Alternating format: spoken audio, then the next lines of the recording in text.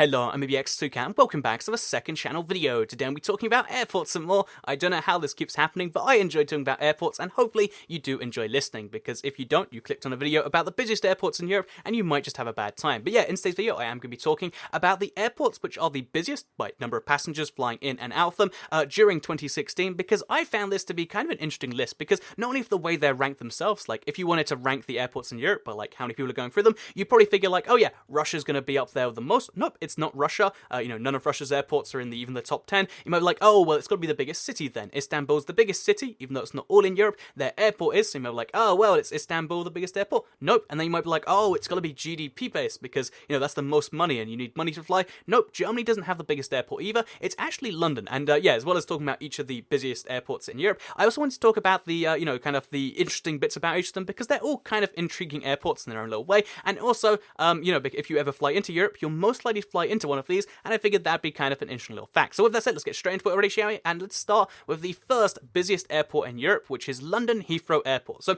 London Heathrow Airport had 75 million passengers. Oh, by the way, this is London Heathrow right here. 75 million passengers flying through it in 2016, which is a lot, and a lot more than even the second most in Europe, by 10 million. So lots of people flying to London Heathrow, and there's lots of reasons why it has so many passengers, despite only having 2 runways, by the way. It operates at like 99 point something % capacity. Like there's always a plane landing and flying. Like it's crazy. But one of the downsides of, the fact that they have such a limited capacity, and they won't have a third runway till like, 2035 or some really far way down the line. One of the downsides of this is each slot to actually land and take off is very, very expensive, because obviously you want to have your plane land or take off at Heathrow, the busiest airport in Europe, and the reason for that is because obviously it's one of the, hubs of like transatlantic flights, and it's also a great way to just fly into London in general, because it's one of London's closest airports. So yeah, pretty cool airport, pretty nice airport. If you ever do fly in and out there, probably worth paying the tiniest bit extra to go into. But the interesting thing about it to me is a mistake I actually made with my last airport video about London. I said Airport Terminal 5 was mostly for business. That's kind of true still, because it is, the British Airways terminal for the most part. So, that's intriguing by itself. Like, oh yeah, well, it's the British Airways terminal, which again would mostly mean it is for business, but not necessarily. That's not just a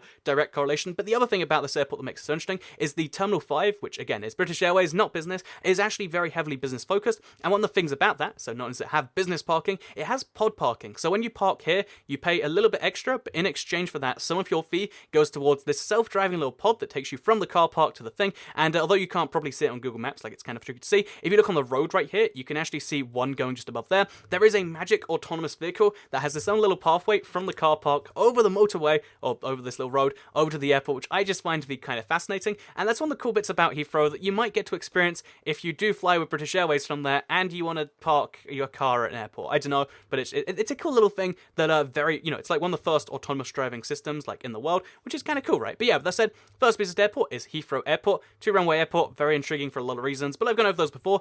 The second airport I haven't gone over before though, and I've never flown to either personally, because it is a Paris airport. So Paris is the most densely populated city in Europe, by itself, and very close to being in the world. It depends on how you measure it, because there's metropolitan area and there's city limits, but yeah, Paris is by a lot of measures the most densely populated city in the world, and its airport is not too far out, as you can see here. There's a tinier one there, by the way, but yeah, Paris Charles de Gaulle is the second busiest airport in Europe, with 65.9 million passengers going through there in 2016. That's a lot of people. That's like the entire population of the UK right there, and a little bit more. But yeah, basically it had 65 million people going through there, and it's a really interesting airport because it's named after Charles de Gaulle. Also, according to Google, you get free breakfast there, which is a lie, so Google lies sometimes too. But yeah, Paris Charles de Gaulle Airport is a very intriguing one, because if you look at the layout, it's quite different to a lot of normal ones. It's got like the whole roadway crazy American thing going there. But also, it's an interesting airport because it's named after Charles de Gaulle, which, after, as far as like airports named after a person goes, usually it's like one of those things that's like, oh yeah, this thing was purely positive. But Charles de Gaulle actually has a very like negative international reputation, because although he was like,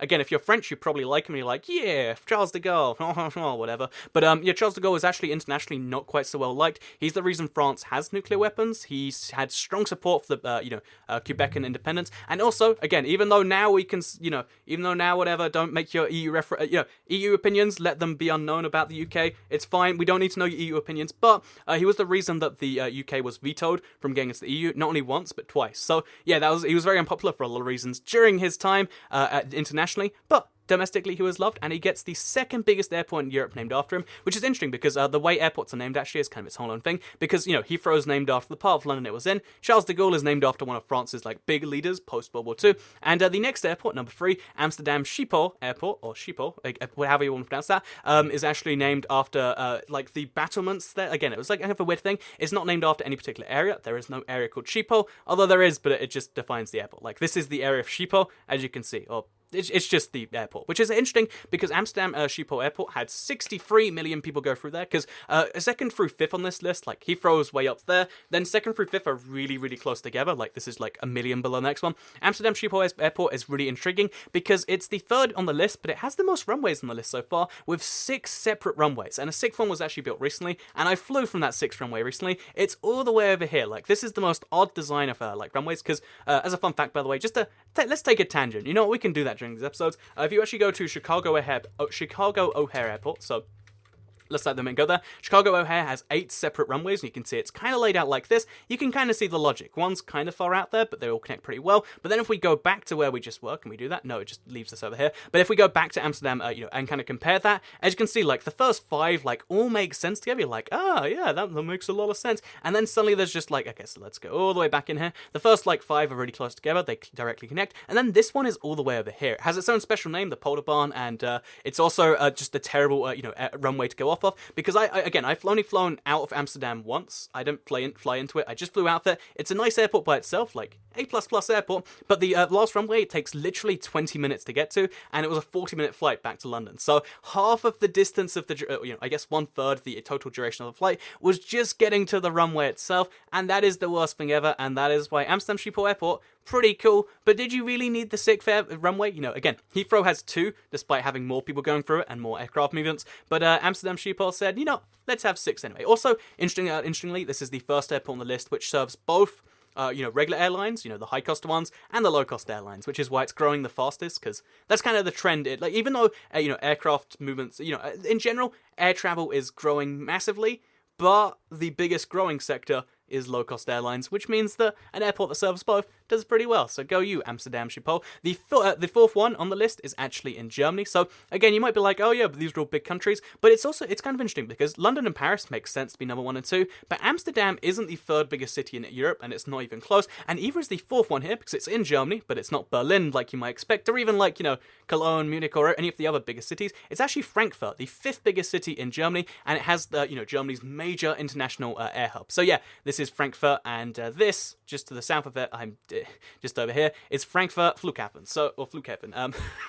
I learned how to pronounce this between last episode and this one, but I've unlearned, so I'm sorry. It's cool. Just something Donald Trump shirt. Oh, why is there a British person with that? But no, more seriously, this is Frankfurt Flughafen. I learned it, I swear. But yeah, so this airport is really intriguing for a bunch of reasons, because again, 4th busiest airport in Europe, had 60.7 million people flying in and out of there in 2016. But also, the south side of this airport used to be an American airbase, not until 50 years ago, until 10 years ago, and then they got rid of it, and then it turned into the other part of Frankfurt, and that's what allowed the airport to grow so fast, so that's cool stuff by itself. But also, this airport is interesting because it was actually it was a major airport before World War II, and the whole, you can imagine what happened to Germany during World War II, but even before then, it was a major airport, but not for just planes, for airships. Actually, the Hindenburg, the famous airship which exploded, and that's kind of bad, that actually set off from Frankfurt to New York. That was over here, and that's kind of cool, right? So yeah, not only is it the busiest airport in Germany, and one of the major international air hubs of the world, really. It also used to be a major international airship hub, and didn't that go well, Frankfurt? Didn't that go well? So, yeah, there's your fun fact about Frankfurt Airport, the 4th busiest in Europe. And like I said, these 5 are really, these next 4, or the 2 through 5 are really close together, because the 5th airport on the list is quite a far distance away from these 3, because it is all the way down here with Istanbul. So yeah, I mentioned this in the start. Istanbul Airport is a very, very busy one, or one of Istanbul Airport, the Istanbul Atatürk Airport, so let's type that in right now, because otherwise I'm gonna get lost. Because on Google Maps it can be really, really tricky. So it's Istanbul Atatürk Again, I can't pronounce it correctly. That's fine. How about you make a comment about that? Like, oh, Toycat, you should learn to pronounce all these airports before you talk about them. That's a good idea. Leave one down below. I'd really appreciate that. But no, in all seriousness, yeah, this is the airport right here. There are some people like, oh yeah, good idea, Toycat. Let me try and influence your opinion of that. But yeah, as you can see, this is Istanbul's airport right here, and it's the 5th busiest in Europe. It's actually one of the very few airports which shrunk significantly last year because obviously, Turkey in general is not seen as necessarily a safe place now, and also this airport had a major terrorist attack, and you combine those two things together, and suddenly the airport's not doing so well. So yeah, this airport is kind of notable for that, and also it's notable for serving the biggest city in Europe if you count the half of the city not being in Europe, because Istanbul is one of the very few cities in the world, or really the only mega metropolis, mega area, which is on 2 separate continents. This right here is the gap between Europe and Asia, and some of Istanbul's on this side, some is on the other side. Isn't that fascinating? Anyway, with that said, let's move on to the next airport, or the number 6 and 7 on the list, and I find this one interesting because they're both in the same country, they're both very close, but they're kind of like rival airports in a way, because it is Madrid's Adolfo Suarez, this airport right here, you'll read on the screen. See, if I don't say it out loud, how can you criticize my pronunciation? Sorted that one right there. So yeah, this airport right here, as you can see, Airpuerto, just over there, and it's also between that, which is named after a famous Spanish person, and then there's Barcelona's airport, which is named after the region it's actually in, which I'll type it in right now because otherwise I'll get kind of lost. Because I've actually flown into Madrid's one. I flew in from, I think it was Birmingham, if I'm not mistaken.